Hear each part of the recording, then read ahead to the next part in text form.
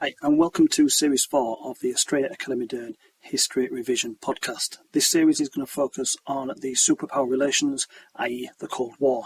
As always, if you've not listened to any of these podcasts before, these are aimed to be between 5 and 10 minutes long, just to give you a little bit of a taste, a little bit of an injection of what's going on in each particular topic. It's not supposed to replace any other revision, your books, any timelines, cue cards, anything like that you've made before. This is just an extra little bonus to give you that little bit of information. If you haven't checked out the other podcasts that we've got available, Series 1 focuses on medicine through time and the Western Front, Series 2 focuses on Weimar and Nazi Germany, and Series 3 focuses on early Elizabethan England. Okay, Cold War, let's get started.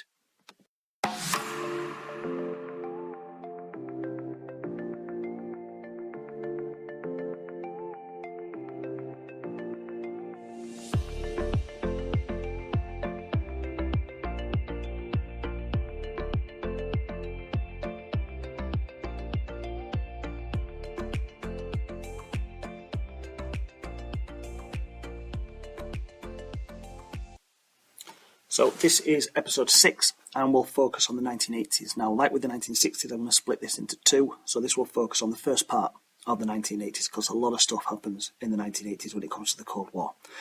So the 1980s start with a little bit of controversy.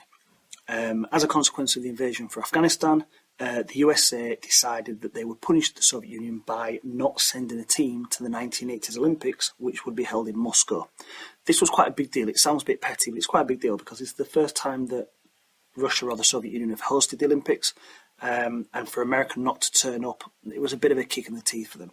Now, not only that, but 65 countries decided to boycott the Moscow Olympics in 1980, including Canada, West Germany, and surprisingly China. Now, China are a communist country, so for them to make a stand as well and say, no, we're not going to go, kind of showed just how unpopular the invasion of Afghanistan really was. Britain did send a team. We did go to this Olympics, but we refused to send our flag out for the opening ceremony. That's all we did. We did go for medals, and we came home with quite a few medals from that Olympics. This played and became part of something known as the Carter Doctrine. Okay, so President Carter knew that he had to do something. He had to make a stand after Afghanistan. I kind of mentioned this a little bit in episode 5, actually. So what the Carter Doctrine essentially said was that the USA would use military force to defend its interests in the Persian Gulf. This is Carter's version of the Truman Doctrine, essentially. Okay, so Afghanistan has become communist, and America needs to make sure that that is the only nation in that area of the world that is communist. They don't want it to spread any further, so they're going to try and contain it by simply telling the Soviet Union, if you try to take another country in that area, we will see this as a declaration of war. You've started it, and we will use military force to stop you. It's a threat. It's hopeful that it's enough of a threat for the Soviet Union to listen and maybe not follow through. A few years later, then we have the next Olympic Games in 1984, and ironically, after the Moscow Olympics, the next Olympic Games was actually in America and was in Los Angeles. And so the USA had attempted to get their own back by boycotting America's Olympics. They kind of hoped countries would follow suit. Didn't really have the same impact as Moscow, as there were only 14 nations that refused to go, most of these being communist Eastern Bloc nations. There are two nations that didn't attend either of the two Olympics in 1980 or 1984. This is Iran and randomly Albania. Now, Albania didn't actually tell anybody why they didn't go to the 1984 Olympics. They just didn't turn up. So a little bit random, that one. In the 1980s, we get a new president in America. And this president is going to change everything when it comes to the Cold War. So this is Ronald Reagan. Now, Ronald Reagan is very anti-communist. He makes it quite clear that that is where his stance is when it comes to communism.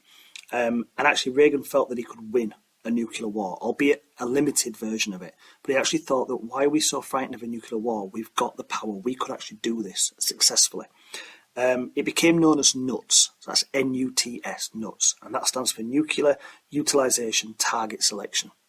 What Reagan is essentially saying is, right, if we launch a nuclear missile, we're not going to launch it at a Russian city. We're not going to try and destroy civilians. What we're going to do is we're going to aim it at the nuclear warheads. We're going to try and take out their weapons.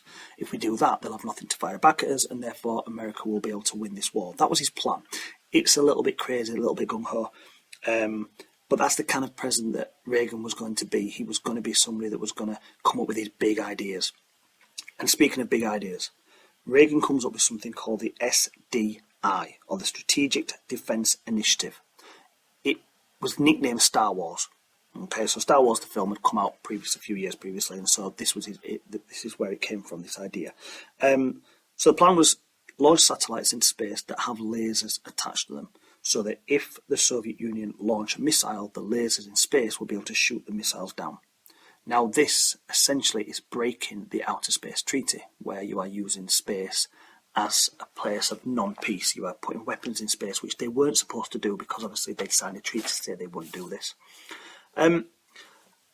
It's all coming to a head. Reagan's been very over the top.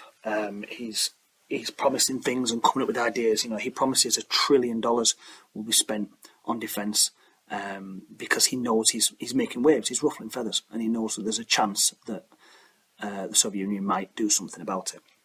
So in 1985, we get the first meeting of the two superpowers at this time. So this is Ronald Reagan of the USA and Mikhail Gorbachev of the USSR, and they meet in Geneva in Switzerland at the Geneva Summit.